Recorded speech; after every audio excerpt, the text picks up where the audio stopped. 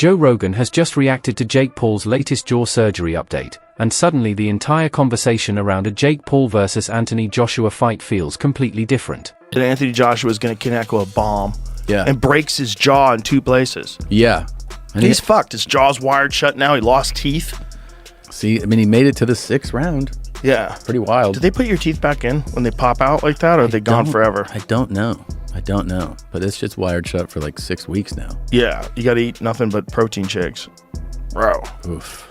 I mean, look, it's a crazy world. The thing is that I would hope that he recognizes is right now he's doing great, and he's only, whatever he is, 28, I think. Is he 28? I think he is. How old is Jake Paul? He's young. God damn. And he's probably made 300 million plus in his boxing career. How old is Jake Paul? He'll be 29 and look at that. So he's 28 years old, 29 next month. Because this wasn't just another YouTube boxing experiment. This was a real fight against a real heavyweight that ended with Jake Paul leaving the ring with a broken jaw, damaged teeth, and months of recovery ahead of him. Now the MMA and boxing worlds are split right down the middle. On one side, critics are saying this was the moment Jake Paul finally got exposed, that stepping in with Anthony Joshua was simply too far, that the power gap was obvious, the danger was real, and that no amount of confidence or social media hype can protect you when a heavyweight lands clean. But on the other side, analysts and fighters are saying something very different. They're saying Jake Paul survived. They're saying he went multiple rounds with one of the most dangerous punchers of this era. And more importantly, they believe this fight might actually level Jake Paul up. Joe Rogan even touched on that exact point, because jaw injuries are no joke. And people often assume that once you get rich, you lose the hunger to compete. Yep. You know, like you would assume that wealth would take away your drive for competition. It hasn't, yeah. He's also nuts. Right? Just the fact that he's willing to fight the 2-time heavyweight champion, former Olympic gold medalist. Yeah. A guy who's gigantic in his prime, built like a Greek god. Yeah. And you're going to stand, and he's a one-punch killer. And you're going to stand in front of that guy, and he avoided shots till the 6th round. He just started getting tired. Yeah, his movement in that fight was crazy. It was very good. Yeah. It was very good. He was really keeping him moving around the whole ring, and then you can't afford to get tired. That's the thing, is like he gets tired in a lot of his fights in the later rounds. You should really sort that out, because if he had a much bigger gas tank, like if he was training with like some of these elite world-class strength and conditioning coaches and just worked on his cardio, he'd be beating way more guys. You think so? Yeah, 100%. But it's like what he's doing is learning how to box, and he's boxing, and he's training hard for sure.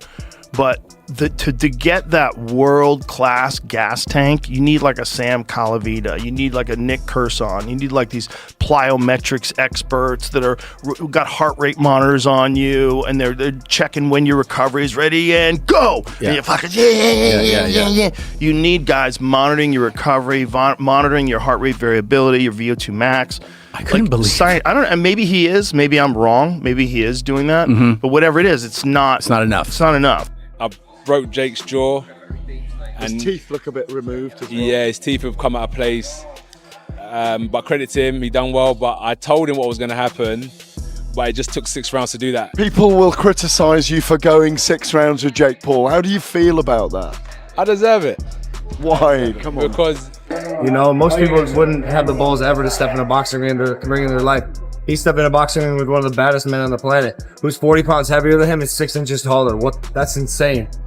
He's one of the most skilled fighters on the planet. My brother, as a fucking YouTuber, went 6 rounds with him fighting with a broken jaw and rolled ankle. I'm so proud of him. That was just unbelievable. I saw you talking crap to AJ at one point. I was trying to get his head. I think I pissed him off. I was just saying fuck that shit. I love AJ. Yeah. But bro, I saw you going them. I was talking so much. But I just pissed him off. Then he broke my brother's jaw. Fuck this guy. Broke his jaw, huh? Yeah, he split his jaw. Yeah. He don't care though. Jake's having a fucking blast. Yeah. We'll see him back again for sure? Yeah, for sure. Thank you, Logan. Thank you, appreciate you, brother. Did you think Jake Paul would win? Honestly, I don't know what I thought, but I just didn't expect for it to go down like that. That shit was like a joke almost. Like that was just like funny. It was just crazy. So you don't think it was a real fight?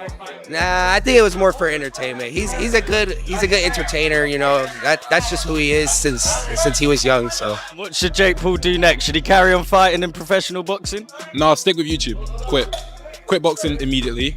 and stick with YouTube. He got 40 million for it. He got 40 million for it. Should Jake Paul retire? No, Jake Paul got to keep going. He got to keep losing. A broken jaw isn't something you just walk off. It changes how you fight, how you train, and mentally how you approach exchanges.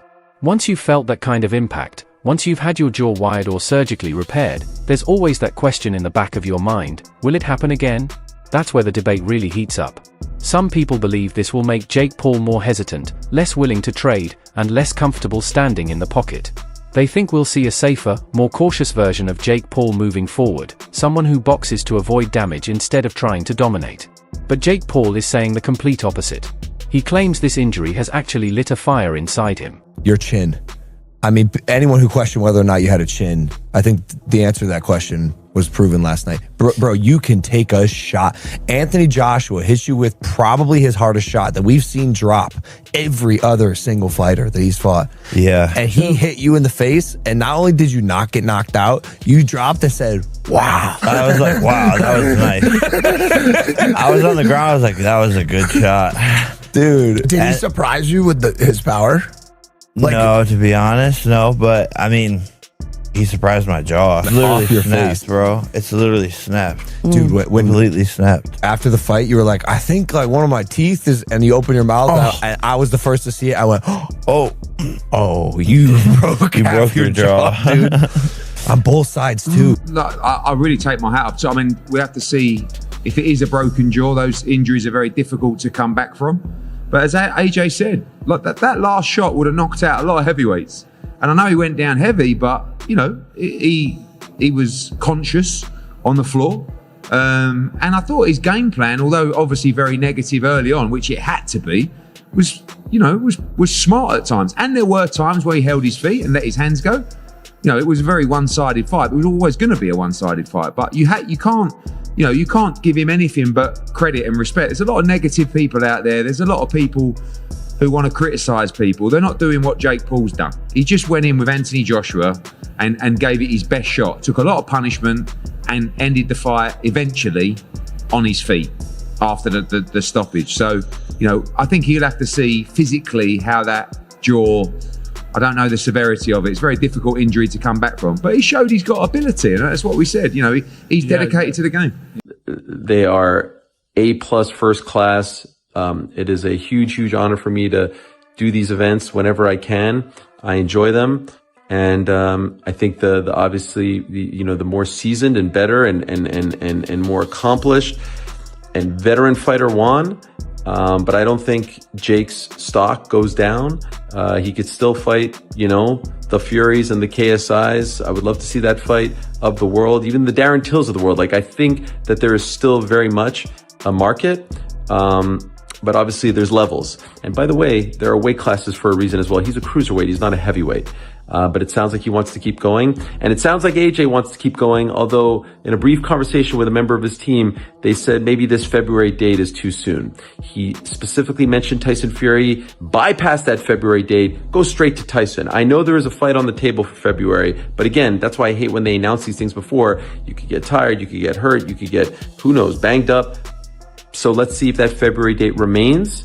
I'm hearing it could be in flux. And let's see if his next fight is against Tyson. That's the fight that everyone wants to see. We don't need tune-up fights anymore. Make that fight next. Jake needs some time off. Maybe we see him back end of 26. Obviously, he's got a lot going on with MVP.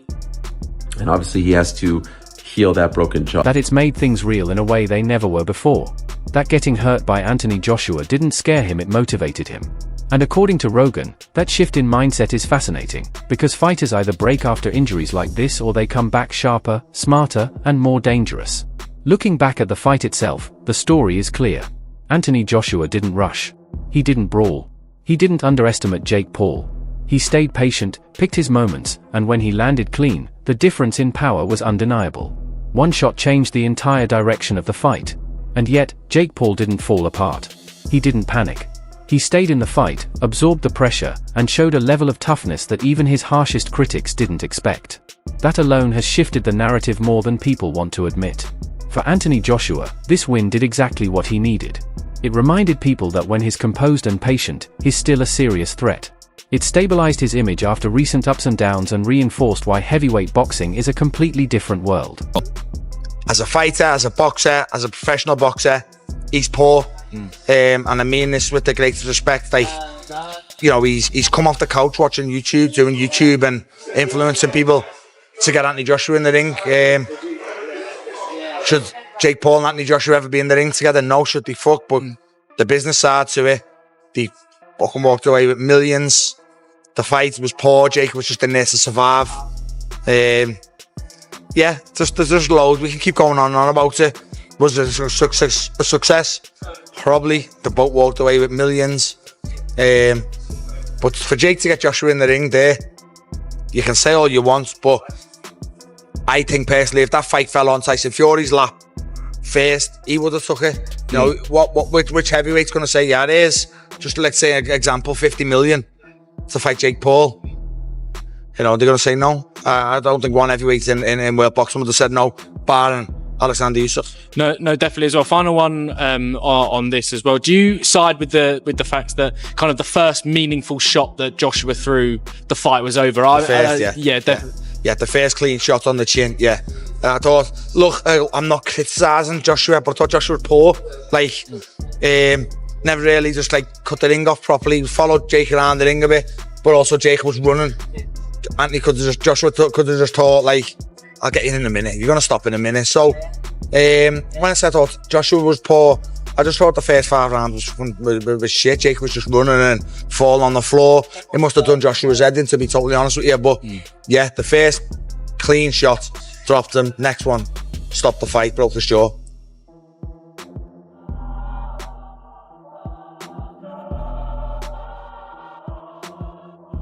For Jake Paul, though, the future is far more complicated and far more intriguing. Does he step back down to safer opponents? Does he rebuild slowly, protect his jaw, and sharpen his fundamentals? Or does he double down, chase another massive name, and prove this wasn't his ceiling, just the cost of entry? Joe Rogan made it clear that the jaw injury changes everything, but it doesn't end anything. If anything, it forces Jake Paul to decide what he really wants from boxing: fame, spectacle, and moments, or real progression in the sport. Because now there's no hiding, no gimmicks, and no easy exits. Jake Paul has felt the true consequences of elite-level boxing, and what he does next will tell us everything about who he really is as a fighter. And that's why this story isn't over, not even close.